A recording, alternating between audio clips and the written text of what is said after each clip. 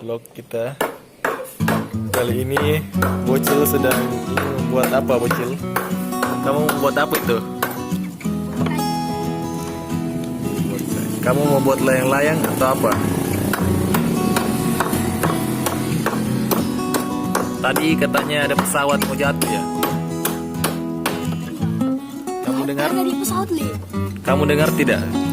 Le, alay, Le. Iya, ada tadi. Le, alay, Le. Iya, ada tadi. Oke. Gentar sekali kamu ada suara di toko.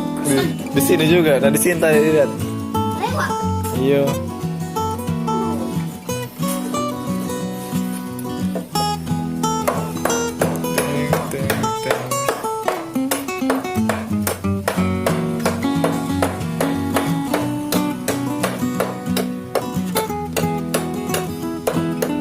Bagaimana perasaannya Bocil pulang dari sekolah? Apakah kamu bahagia pulang dari sekolah?